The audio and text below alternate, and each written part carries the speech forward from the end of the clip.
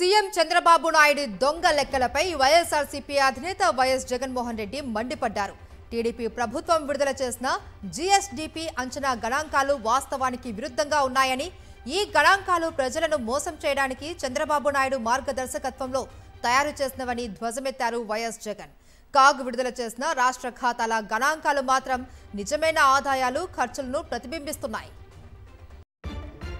ప్రభుత్వ ఆదాయాల పెరుగుదల అత్యంత తక్కువ స్థాయిలో ఉంది. అప్పులు గణనీయంగా పెరిగాయి. అభివృద్ధి పనుల కోసం ఖర్చు తగ్గిపోతోంది. వినియోగం, పెట్టుబడులు పడిపోయాయి. రెవెన్యూ, ఫిస్కలలో లోటు ఆందోళనకరంగా పెరిగాయి. కూటమి నేతల అవినీతి కారణంగా ప్రభుత్వ ఆదాయాలు దోపిడీకి గురవుతున్నాయని వైఎస్ఆర్సీపీ అధినేత వైఎస్ జగన్మోహన్ రెడ్డి మండిపడ్డారు.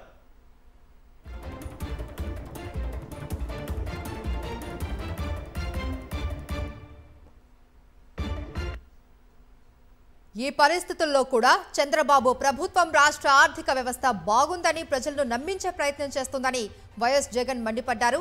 కొంతకాలం అందరినీ మోసం చేయవచ్చు, కొంతమందిని ఎప్పటికీ మోసం చేయవచ్చు, కానీ అందరినీ ఎప్పటికీ మోసం చేయలేరు అని చంద్రబాబుకు హితవు పలికారు. రాష్ట్ర ఆర్థిక వ్యవస్థ నిజంగా బాగుంటే ఈ స్థాయి ఆర్థిక ఒత్తిడి ఎందుకు అని నిలదీశారు. 2014-19లో టీడీపీ పాలనలో జీఎస్డీపీ వృద్ధి గొప్పదైతే ఇప్పుడు రాష్ట్రం జాతీయ జీడీపీలో వాటా 4.45% మాత్రమే ఎందుకు ఉంది? 2019-24లో 4.78%గా ఉన్న సంగతి ఏంటి అని చంద్రబాబును ప్రశ్నించారు. టీడీపీ పాలనలో రాష్ట్ర వ్యక్తి ప్రతి ఆదాయ ర్యాంక్ ఒక్క స్థానం కూడా మెరుగుపడకపోగా దానికి కారణం ఏమిటి అని ప్రశ్నించారు. వీటికి చంద్రబాబు సమాధానం చెప్పాలి అని వైఎస్ జగన్ ఎక్స్లో డిమాండ్ చేశారు. టీడీపీ ప్రభుత్వం తప్పుడు గణాంకాలతో ప్రజలను మోసం చేస్తోందని, కాగ్ గణాంకాలు రాష్ట్ర ఆర్థిక సంక్షోభాన్ని బహిర్గతం చేస్తున్నాయని వైఎస్ జగన్ తన ట్వీట్లో పేర్కొన్నారు.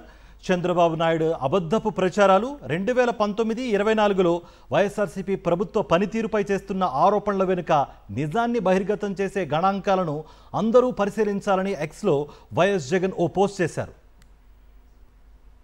ఇదే అంశానికి సంబంధించి మరింత సమాచారం మా ప్రతినిధి రవీంద్ర అందిస్తారు. రవీంద్ర, కాగ్ నివేదిక గణాంకాలకు చంద్రబాబు సర్కారు చెబుతున్న గణాంకాలు పూర్తి విరుద్ధంగా ఉంది. దీన్నే ఎండగడుతూ వైఎస్ఆర్సీపీ అధినేత ఒక పోస్ట్ చేశారు. దీనికి సంబంధించి ప్రజల నుంచి ఎలాంటి రియాక్షన్స్ వస్తున్నాయి? మీ దగ్గర ఎటువంటి ఇన్పుట్స్ ఉన్నాయి?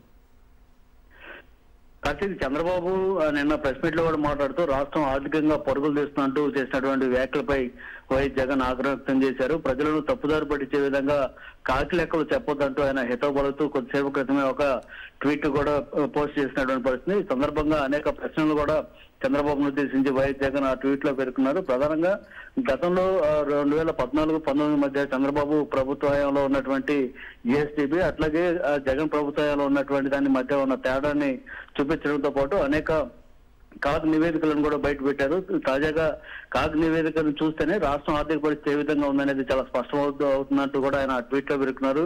గడిచిన కొంతకాలంగా అప్పులు విపరీతంగా పెరిగిపోతున్నాయి, కానీ రాష్ట్రానికి రావాల్సినటువంటి ఆదాయాలు ఏవి కూడా రావడం లేదు. దీంతో మరింత ఆందోళనకరంగా రాష్ట్ర పరిస్థితి మారిపోయినట్టు కూడా ఆయన ఆందోళన వ్యక్తం చేయడంతో పాటు అందుకు తగినటువంటి కొన్ని ఆధారాలను కూడా బయట పెట్టారు.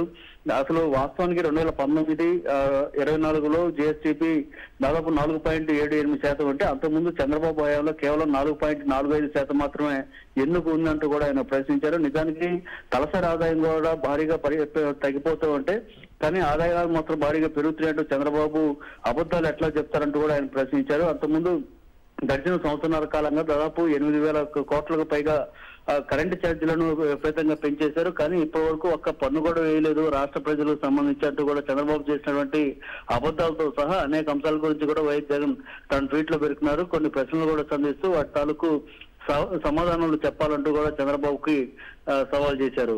Karthik, thank you Ravindra.